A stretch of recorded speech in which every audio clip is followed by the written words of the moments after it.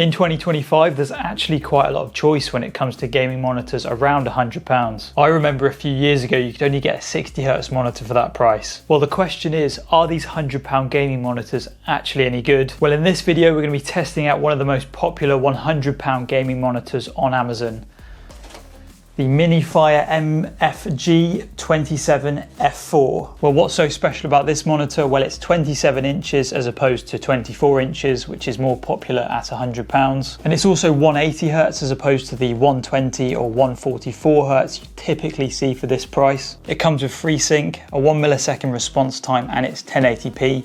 I am actually curious whether or not 27 inches is too big for 1080p, but we'll find out. Anyway, let's see what's included in the box. So what have we got inside the box?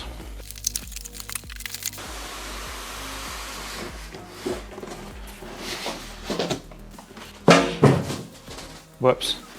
So we have a stand, pretty basic, made out of plastic. What's inside here?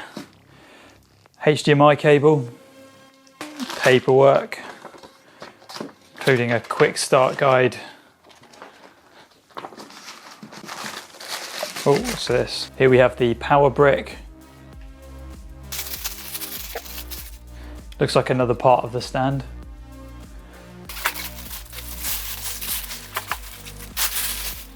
So now we just need to put the stand on. So it looks like if we put it sideways, the stand slots onto this part here. Probably not that complicated. There we go. And then the base of the stand just looks like it slots onto the bottom. So here it is. Let's get rid of that plastic at the bottom.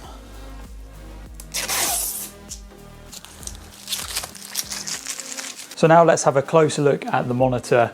27-inch panel with a matte display. I think it does actually look pretty good. The bezels appear to be very small. It has the Minifire branding down here with a small chin. In terms of build quality, it does feel plasticky and scratchy, but that's not an issue for £100. I do want to take a closer look at the stand because this part of the monitor may disappoint a few people. It's probably one of the most basic monitor stands that I've seen, and it's not the most stable.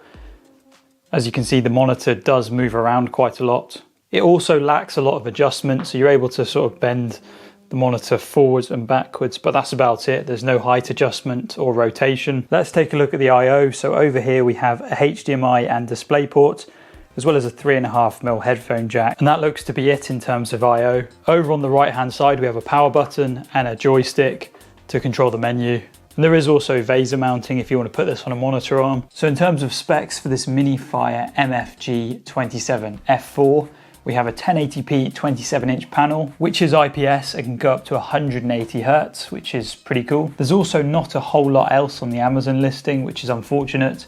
Some sources say that it can get up to 300 nits. The Amazon listing also suggests that it's got a glossy display, but this is clearly a matte display, so I don't know what's going on there. There's also some gamery art on the Amazon listing, just in case you were unsure what you were buying. So I've set the monitor up with my PC, and we're now going to test out the image quality. I'm interested in testing out some high FPS games to see what the motion clarity is like, what the colors like, what the brightness is like, and whether or not this is actually a good experience for a £100 monitor. And whilst we're waiting for this to boot up, Minifire did actually very kindly ask me to mention something to you guys. Apparently in Germany, this monitor is one of the top 5 selling gaming monitors, which is quite impressive. And there is currently a discount if you buy this monitor in the UK off Amazon. So yeah. Oh, it's probably because I haven't turned the monitor on. There we go. Let's quickly go into the settings and make sure we are actually displaying 180 FPS. So my first impressions, the motion clarity looks good, which is to be expected from an IPS display. It does feel very smooth. The viewing angles are okay. I think it's probably fine for a monitor where you're going to be sat on a desk using it. And the colors look fine. If we have a look at this desktop, I'm not immediately noticing anything wrong with this display. I do want to take a look at the menu system. So we're going to press the joystick on the back, and that brings up this menu. So there's menu, picture mode, crosshair and source. Let's have a look at menu. It's quite a comprehensive menu system we've got here. So by default we're on 42% brightness. What have I done there? That is interesting. So there's actually a HDR mode that we can toggle on. So here we've got the picture mode, gamma, low blue light, temperature. There's also sound settings, even though this monitor doesn't have any speakers, but it does have that 3.5mm headphone jack. Let's take a look at gaming mode. This gives us the option to turn FreeSync on, which we're going to do. There's also a response time setting. Should we put it on fast? Cool, let's leave the image like that. So the first game we're going to test is Minecraft. Let's jump into a world. And yes, this looks really good and does feel very smooth and responsive.